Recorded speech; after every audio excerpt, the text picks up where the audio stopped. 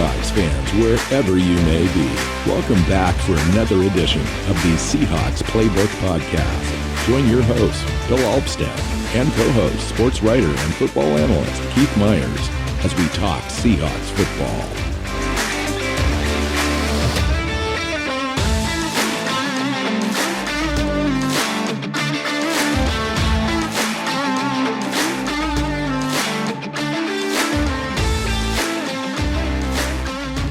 Hey, Seahawk fans. Welcome back to another edition of the Seahawks Playbook podcast. I'm your host, Bill Alvstad, sitting down with co-host Keith Myers, here to talk NFL prospects yet again. We're in the middle of our NFL prospect series, looking at all the position groups as we lead up to the NFL draft.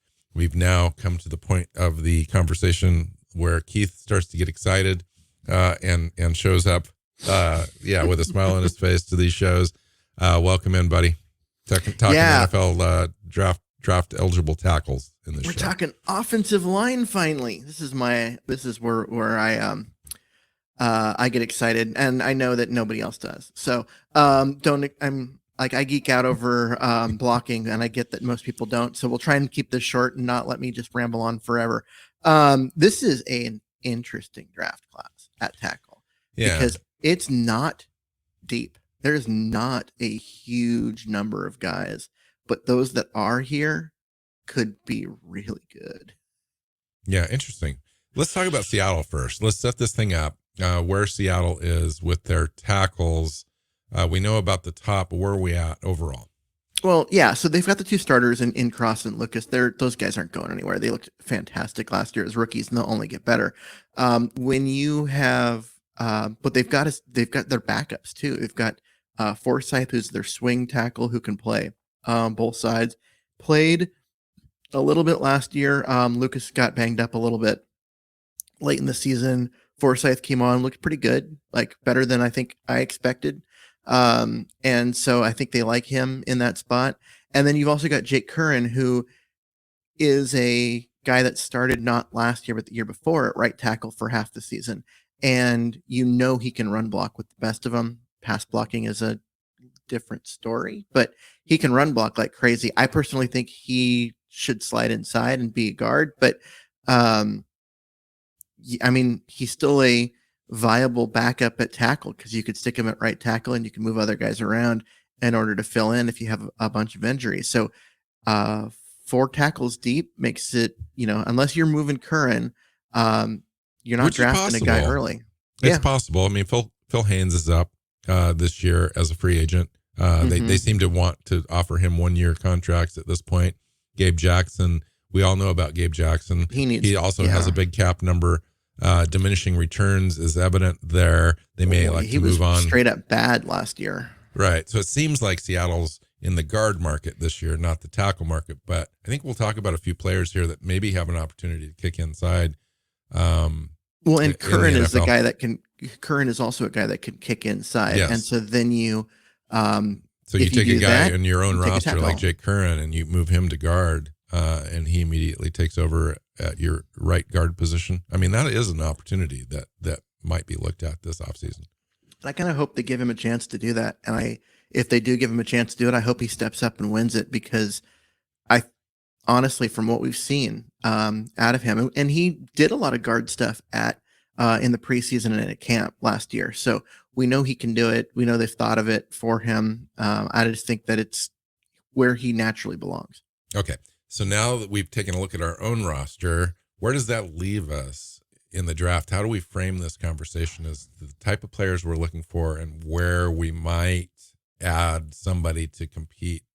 Right now, I think Greg Island has been on the practice squad now for 2 years. Jalen McKenzie is out there. He's another practice squad guy. I can't remember for sure if they've extended those guys to futures contracts or not, but it doesn't really matter. They'll likely come back. They're replaceable level type players.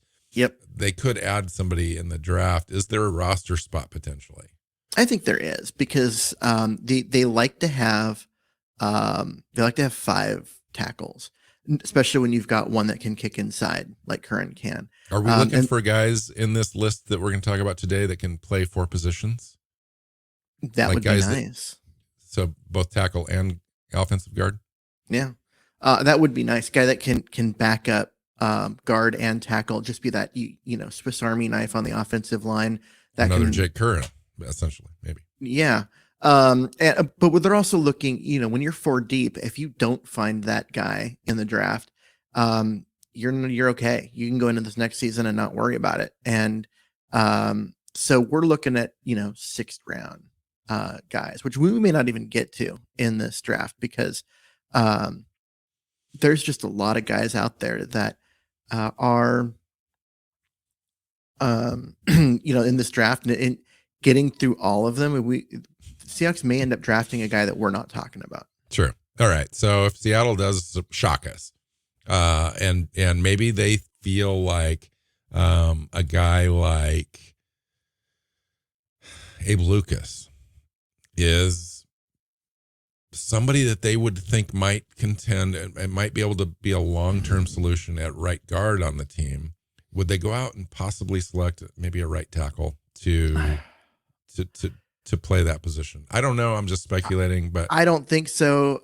He looked so good at right tackle last year. He looked like a long-term right tackle. And why mess with that? Yeah, I mean, the guy can just and tackle is more valuable than guard, and you can find guards much easier than tackles are hard to find. You need guys that are massive with long arms and quick feet. How many 335-pound guys are you going to find with quick feet? There's just not a lot of them out there. So yeah, you've got one. You don't mess with it. Okay, so let's talk about the tackles anyway. Even though we don't need one, let's talk about the group. Paris Johnson, I think, is a player that we probably want to talk about. Probably the first real true offensive tackle in this draft. Yeah, to me, he's the number one prospect out there. 6'6", 310, out of Ohio State, a guy that has all the measurables, everything that you want, all the length, run blocks like crazy, like just an absolute like mauler as a run blocker. Pass blocking is maybe a little underdeveloped, but it's not. He needs coaching and snaps, and that'll get better. I mean, I've read a couple different player comps that put him to Charles Cross, essentially as early first round guy that is a great run blocker and a developing pass blocker, but not bad at pass block. You know what I mean? And this is a guy that's only going to get better. He's really effective, and he's not like a technician. He's got a lot of room to grow as far as like little details within his game that NFL coaching will get him to do it. And as he does that, he'll only get better. I agree. And, one of the things that sticks out for him too is his ability to, the leadership part of it, the attitude, the finishing, the fire that he shows, the power, the nastiness, all that stuff. I understand as well that his body type is able to carry some more weight. He's been up as high as 330 pounds, playing at Ohio State, came in at 310 recently. Still runs a 5.0 40 essentially. He's got those big long arms, almost 36 inches, the big wingspan at almost 86 inches. The guy's just an impressive human being at that size, and I think he's the first offensive tackle to go off the board. This is an interesting year in the NFL draft where I don't know that any tackles, well, you might see one, and it might be Paris Johnson. It could be somebody else that somebody else favors. Go in the top 10. Yeah, usually there's like last year there was three of the top 10 were offensive tackles. The last of which being Charles Cross.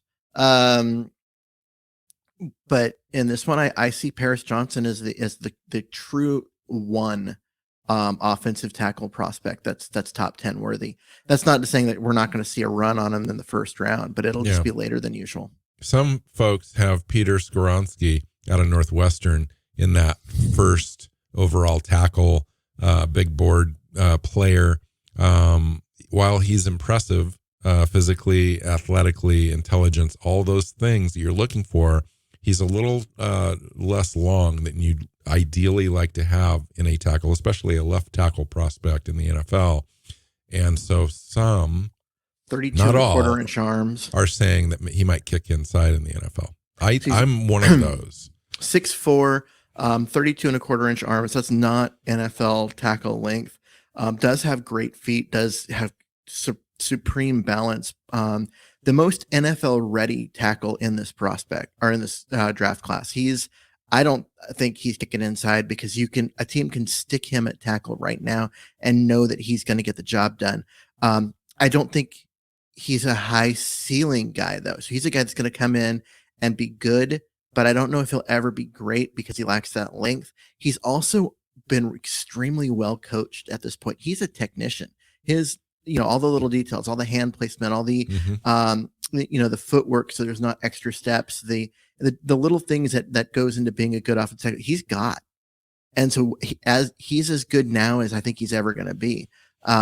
The best thing that could happen to him is he went through a growth spurt and he's got 33-inch arms. Because if that's true, I think you're absolutely right. If he comes in at 31 and 7/8 or 32 on the butt, what could happen to a player like this? If he comes in with his 31 and whatever, this is a guy that's being viewed as 12 or 13, somewhere in that range as far in the draft, and suddenly he's going to go down to like 26. He's going to suddenly he turns into an offensive center prospect. Maybe. And I'm laughing, but I'm not kidding. Well, he's going to be a guy that someone will take expecting him to be, the tackle because he's still a first round guy, but the tape is still what it is.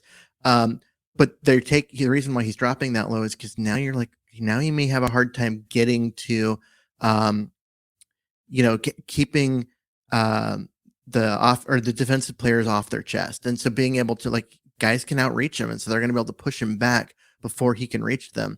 And so it becomes a situation where they're like, this may not last. And so even though, he's got all this great tape and everything against elite, NFL competition, he may just never actually become a viable guy. And so he'll come in, start for a couple of years, move inside, and be a surprisingly good guard or center, but you're typically not taking a guard or center that high in the draft. And so, if he comes in with really short arms, he becomes a guy that it's a risk for a team to draft, and that's why you'll see him drop. This is where I think Seattle gets intriguing to me with him, because if he does drop, and you take a look at him, and he's just a shorter stature prospect. He's tall, but he doesn't have the length, and you can see that when you watch him on film. And to me,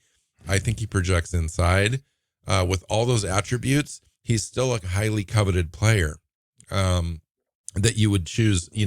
Guards go high in the draft, and I'm not talking high, but you could see a guard going in the 15 to 20 range.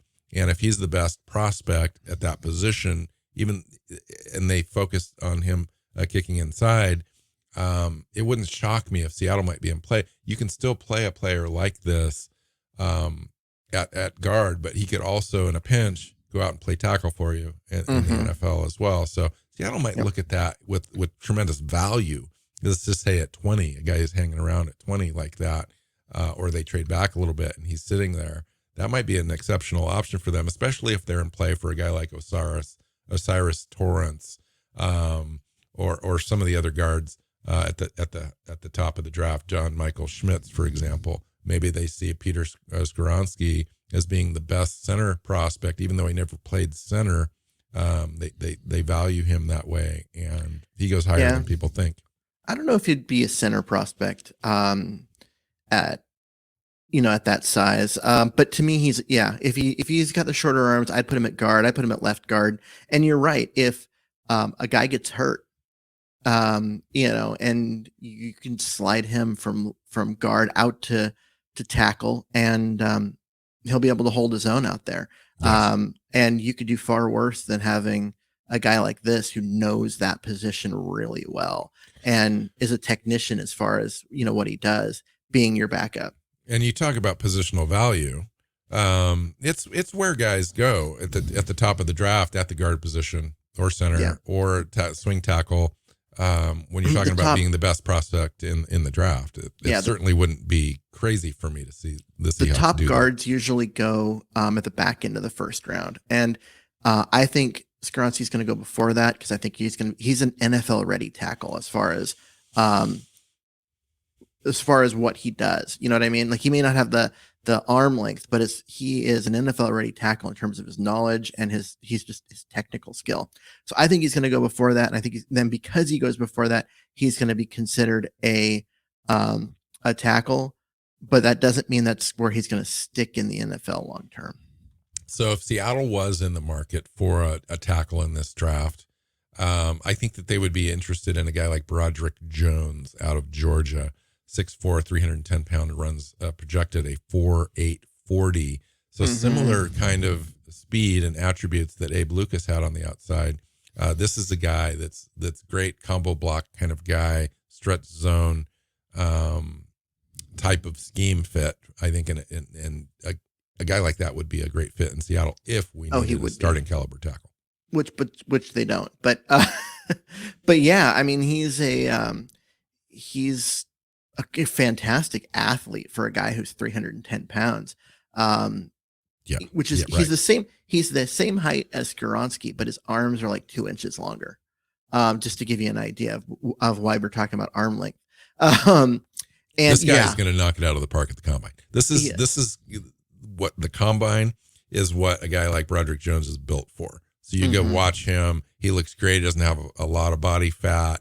He looks like a tight end prospect almost, right? And he's out there with all these other offensive linemen, putting them to shame athletically. This is where guys get excited, like for mock drafts and so forth. And he starts rising because teams can, as fans, you can imagine having a super athletic tackle on your team. And where does a guy like this end up in the draft, Keith?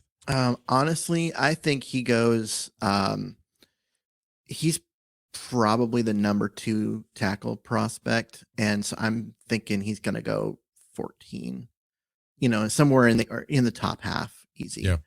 I think he'll go after, Paris Johnson Jr. And possibly before Skoronski. I agree. Right in where Seattle picks, actually, in the 20 range. I don't know. I think he'll go before that. Seattle's not going to take him, but there will be a run. I think there will be a run on tackles in this draft, only because the need is greater than the supply. Always. Yep. So the next one on the list is Anton Harrison out of Oklahoma. 6'5", 315, is a guy that he is what you want out of a left tackle. He has the pass blocking skills and experience as a pass blocker that you want. He just plays with natural leverage. Doesn't get pushed back. Am I reading it right that he has a 5.40 40? That scares me a little bit.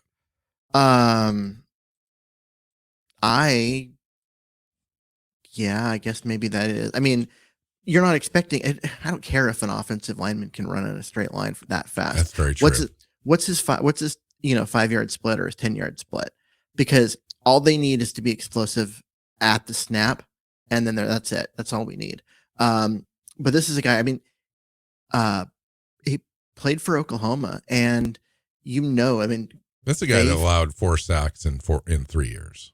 I mean, with not a lot of QB hits or hurries either. Just very solid prospect. And played for a team that threw the ball on every down. For most of his time there. And to me, he's an elite guy, and I know that speed might scare you, but he's an offensive lineman. And Oklahoma offensive tackles have done very well in the NFL. Yes, they have consistently. So can we talk about our second Ohio State tackle already? Yeah. So this is a guy that showed up at the Senior Bowl in a big way, and I mean that literally, right? Is that a pun there? DeJuan Jones, Ohio State, 6'8", literally 6'8", 375 pounds. He showed up at the Senior Bowl, measured 375 pounds, but he looked agile. And he looked like he could, hold off the edge against and he did, in fact, hold the edge against some of the fastest, most elite pass rushers at the Senior Bowl. guys that are going to go in the first and second round, and he held his own and was impressive. In fact, Jim Nagy called him the best offensive line prospect at the Senior Bowl. Yeah, I mean, he's crazy because usually you look at any guy that's over about 360 and you're like, nah, that's just you just don't. What was even the consider prospect him. that we had looked at from Minnesota in last year's draft, Falale or somebody like that? Yeah. He just looked completely slow and He was massive. cumbersome. He was massive, but he looked massive in terms of his ability to move. Jones doesn't. He's huge, but He has man, you watch him 37-inch play. arms. He has an 89.5-inch wingspan, Keith. I know. What? He's a massive He's human just going to being. be able to hold his arms out like this, and that's all he'll need to do is just walk guys around the quarterback. Yeah. No, it's it really is crazy how big this guy is, and he's also only 21 still. So he's a young prospect at that size, and he plays with power, plays with speed at times, which is crazy. Literally, I mean, this guy is a unique prospect. So in 2022, he's gonna go early. In 2022, he almost played 700 snaps, allowed 4 quarterback hurries. The end. Yep. No quarterback hits. Nope. Not a single sack while playing right tackle. He's a perfect right tackle prospect in the NFL. Oh God, teams are gonna look at him and start drooling. Well, and just the run game. So that we were just talking about mirroring and feet and so forth in the pass game. This guy's one of the most dominant right tackle prospects in the run game that we've seen in a few years, I think, personally. Mm-hmm. Yeah, I mean, you look at when we were talking quarterbacks here a few shows ago, I said it's really hard to evaluate Ohio State quarterbacks because the talent around them is so good. And we're already talking about our second Ohio State tackle. The other guy's going to be probably the first one taken, and this guy's also a first-round prospect on the right side. I mean, that's how good their offensive line is. Can you imagine if you're a team and you draft this guy at right tackle and you draft Darnell Washington at the tight end position from Georgia to be your tight end? I mean, your right side would just be completely crazy. That's a wall. Yeah. Teams will be moving their elite pass rushers to the other side of the line to stay away from that. And the thing is, they're moving to the other side of the line. That's where left tackles are. Left tackles tend to be where the better pass blockers are. Anyway, that would be crazy. That's funny. All right. Yeah. I mean, it would be fantastical to me to have a guy like this on the team. This would, if you're Seattle and you're going through your draft process, as Seattle does, and they get, maybe they pick up an extra pick in the draft by moving down a little bit. And this guy's sitting there and he's clearly their best player on the board. Would they consider a plan where they draft a guy like this and they do move, a guy that we've already got in, Abraham Lucas inside? I'm just curious. I think if he's clearly the best player on the board, then other teams will have him as the best player on the board. And they're ones that have a bigger need at tackle than Seattle. And so Seattle can get a really nice trade package for that pick and let someone else take him and get a bunch of stuff in return. And I think that's kind of more if that I don't see them taking a tackle that early because he's a first round tackle. All right. Well, let's get into some, second, third, fourth round guys that we can take a look at that may be in play. Yeah. So the next one would be Darnell Wright out of Tennessee. 6'6", 242. I mean, this guy's got franchise left tackle written all over him. Yeah. Both played, right and left in college. In fact, he had 2,746 snaps at tackle in college at Tennessee. That's crazy. Yeah. Really good anchor against a bull rush. You're not pushing this guy backwards. Good drive, in terms of like as a run blocker, if you need him to go straight ahead. Got the athleticism and foot speed to go wide with both as a pass blocker and in a zone blocking scheme. I mean, this is a guy that he's going. I think he's right at the back of the first round kind of guy at this point. I agree, and guys like this tend to rise up a little bit, especially if, like Peter Skoronski, for example, is deemed to a guy that's going to move inside. Guys like Darnell Wright seem to will have increased value, I think, to teams. The next guy I've got on my board is Blake Freeland, the BYU tackle, 6'8", 312 pounds. So he's long and lean, runs a 5.040, 34-inch arms, which is about the minimum you'd want to have for an offensive tackle at left tackle. He's played right tackle and left tackle in college, gives him some positional diversity. Yeah. So he's a BYU player, which instantly I'm always like, okay, take those and you move them down a bunch because they tend to be older, right? They have most of their players do a mission and then they end up coming back before they play college ball. And so they're like 25 coming out. And so I was like, oh, I'm not very good about, looking at those kind of details until later. And I was really surprised when he came to the Senior Bowl and we were looking at him and he's not even 22 yet. I was like, oh, so this is a guy I probably should have been paying attention to and wasn't. So I've been trying to play catch up a little bit. Nice pass blocking, like just technique and all that kind of stuff. Fires off at the snap and will get outside quickly so that way he doesn't get beat around the edge. I worry a little bit that his ability that he jumps outside so quickly that the NFL pass rushers will set him up and then get beat inside. But that can be taught. They can. That's the type of thing that coaches can fix and that kind of stuff. So we'll see. So one of the guys that I was looking at that I didn't even write down as an offensive tackle in this group is Cody Mock. It's a perfect example for me of a guy that I know for a fact is going to kick inside at the NFL level. He's listed as a tackle, played tackle at North Dakota State or wherever he's from. But he went to the Senior Bowl and played exclusively. Well, not exclusively. He did take some snaps at right tackle, but moved into the guard and center and looked really good doing that. So he's not on my list at all, but he would be a player I think Seattle would have on their radar. As the guy that kicks inside.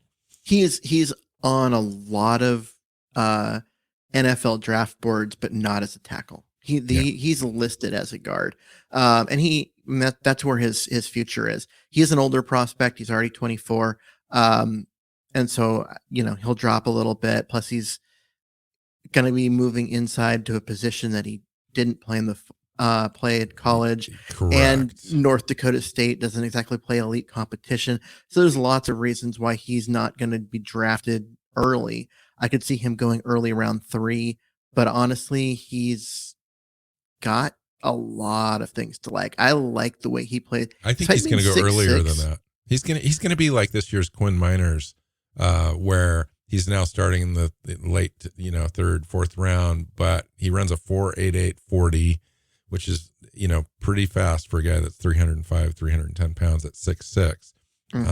I just think he'd be a solid pro prospect, even though he needs some time. Yeah, I would say he plays with surprisingly good leverage for a guy who's, 6'6". He gets down under the pads of defenders pretty regularly, and that's kind of rare for a guy that tall. And so I think he's a really good prospect inside. All right, so let's continue the conversation at tackle. Why don't you kind of go through 2 or 3 mid-round guys that you kind of have your eye on? So I'm kind of looking a little bit at Jalen Duncan. He's a guy that I'm interested in. It's 6'5", only 33.5-inch arms, which again is short for that, but it hits the minimums. It's the guy out of Maryland. I think I didn't say that, but strictly a left tackle guy. Yeah, at least in college. Do you see him moving around at all? I don't know. I see him sticking at tackle. He's more comfortable moving forward as a run blocker than he is moving laterally. So I'm not sure if he's on Seattle's radar because of the zone blocking that they do. And his footwork's a little choppy for me. But again, both of those things are things that can be coached, right? He is very quick. off the ball and just a natural run blocker, in my opinion. What do you think of his pass protection? Because, like in 2021, he allowed 7 quarterback hurries, 2 quarterback hits, and 4 sacks while playing left tackle. In 2022, I thought he regressed a little bit. 724 snaps, allowed 16 quarterback hurries, 4 quarterback hits, and 7 sacks while playing left tackle. But yet here he is as the 4th or 5th or 6th ranked offensive tackle prospect in this draft. What does that say about the overall depth of this class? I don't think he's that high. I would put him at 9 or 10. And it does say something about, I think he is a guy that you bring in. He's a swing tackle, a right tackle naturally. He will play left, because of injury and that kind of stuff. But you're bringing him in because he's a run blocker and because he's a prospect, someone that you think you can coach and make better. He's not a guy that is NFL ready to come in and start and just be good and dominant. You're looking at a guy that you want to develop into a good player. Yeah. Interesting. And there's a lot of these guys in this range are going to be similar. Another guy would be Zion Nelson out of Miami. Right. So he's 6'5", 316, 35-inch arms. So he's got, some natural length that you like. Very technical blocker, does a great job, on all the little things. Speed rushers struggled to get around him because of his length and his footwork, but isn't the mauler that I think that Seattle would want. He's just doesn't have that like instinct of wanting to kill people. And, he's a guy that I think it was like 2 years ago or 3. Yeah, I think at this point, counting numbers, 3 years ago, he was only 240 pounds. Interesting. So he is still getting used to his body. The nice thing about him, I think Seattle would be interested in, is he did play both on the left and the right in college. And so the guy that could play swing would be, that's where you start to look at Seattle being interested in guys, I think, at the tackle position, if they can play multiple positions in this draft. What do you think of Wanya Morris out of Oklahoma as a prospect? You're on mute. Oh, I keep doing that. All right. So he's 6'6", 317, 35.5-inch arms. So again, got that natural length that you want. He's got high-end physical traits, but man, is he kind of a work in progress.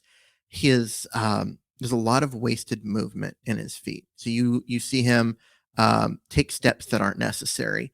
And I that's something he needs coaching. He needs refinement. I think with refinement, he has a chance to be really good. And his just mobility naturally, because he does have good, fast feet. He just is almost too fast with them in terms of how he uses them.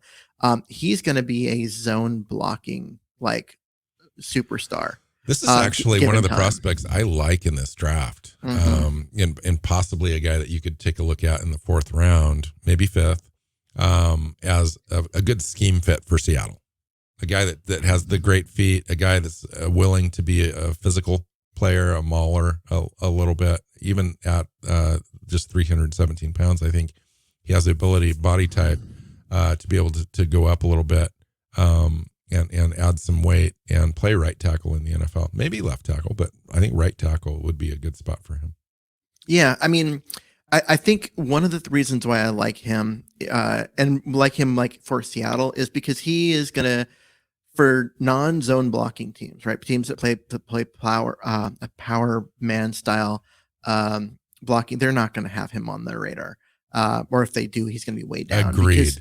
Because he's not that like elite functional strength, core strength guy that's gonna push people forward and just drive guys off the line of scrimmage. He's more of a technician. He's really good at getting people to move laterally and forcing it in that way. He's a zone blocking specialist, and that's where I see him. So that limits his, what teams are going to draft him.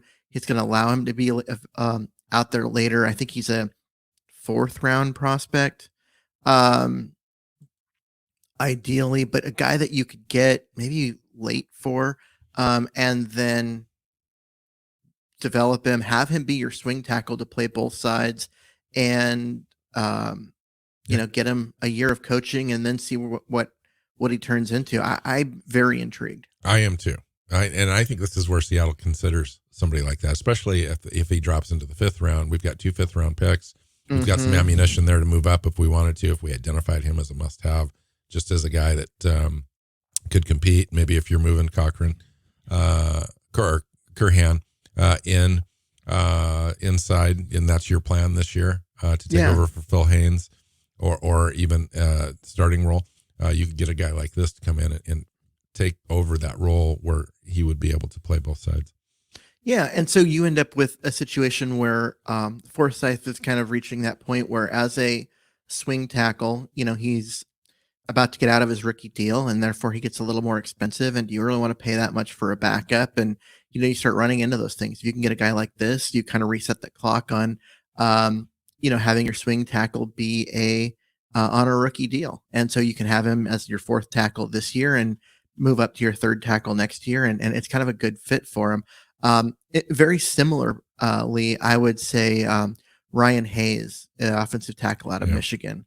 This is a guy who's 6'7", shorter arms for a guy who's 6'7", at 32 and a half, which is, I think, one of the reasons why I see him going to drop. He's a guy that is weird. He's awfully mechanical in the way that he blocks.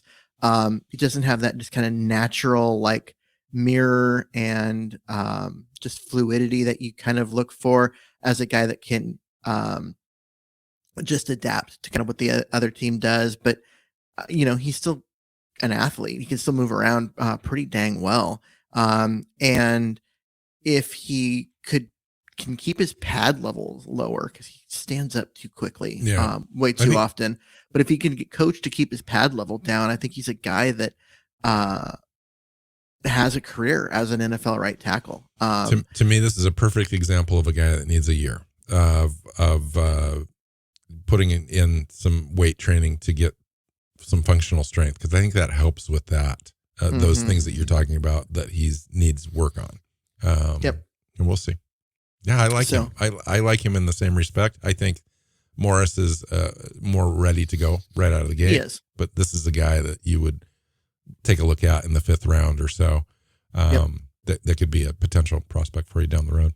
And after that, now we're starting to get into the weeds here of this, because there are a ton of guys that are 5th, 5, 6, 7 round guys, because they're all very similar. They're usually either not quite as tall as you want, or their arm length isn't quite what you want, or they don't have the footwork to get and be a true left tackle where they can avoid getting beat on the outside. There's just a bunch of kind of interchangeable backups at this point, and it's hard to find guys that look like they're going to develop into starters. There's a lot of them too. Well, it's hard to get through all of them. I think we had a good start, a good conversation. I think that's plenty for us at this point. At a position, I think, where Seattle might not even draft anybody. They're going to draft an offensive lineman or two in this draft, I think, and I think it's going to be at center and guard. But it wouldn't shock me if they end up drafting a tackle, especially if they go out in free agency and take a look at those positions and address those interior offensive line positions in free agency, especially if they're starter caliber guys. I don't know necessarily what they do in the draft. It's, to me, the offensive line in this draft for the Seahawks is a complete wonder to me. Maybe you've got a better insight as to what they're thinking or what they would do than I do, but I think there's a lot of options for them, and they know there's a lot of options. They really got themselves set up nice with last year's draft, getting both their starting tackles. Absolutely. And they, Damian Lewis at guard, I think they still, he's still developing. He didn't take the step forward that I think you and I wanted after that rookie. His rookie campaign was good. And then took a step back mostly because of injury. Was better this next year, but I still don't think as good as his rookie year. And so we'll see what happens with him. But they've got to figure out center and right guard. And they have options though, because you've got free agency, you've got the draft, and you've got Curhan who could slide inside. So there's different things that they can do, and it really allows them to kind of,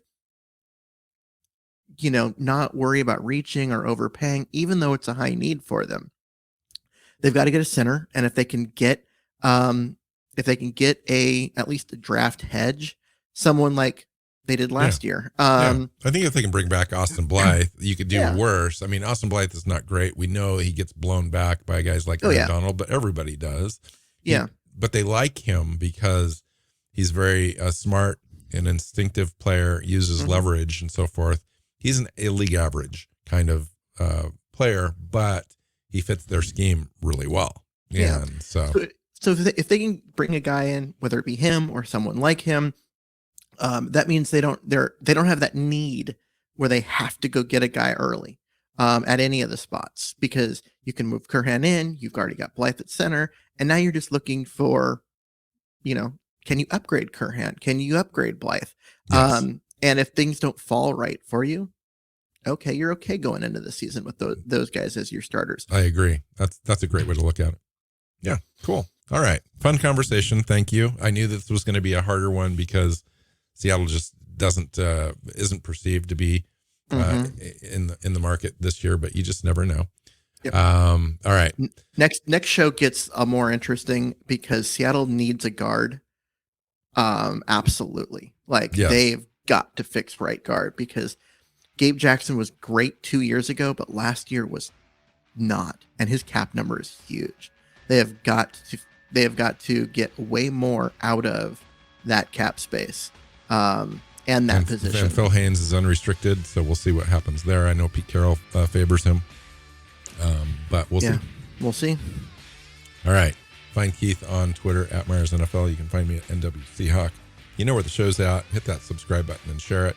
And next time we'll talk about guards. So until next time, go Hawks. Go Hawks. Seahawks Playbook podcast listeners, thanks for joining us for another edition of the show. You can find us on Twitter. Bill is at NWCHawk, Keith is at Myers NFL, and the show is at Hawks Playbook. You can listen and subscribe to the show at SeahawksPlaybook.com.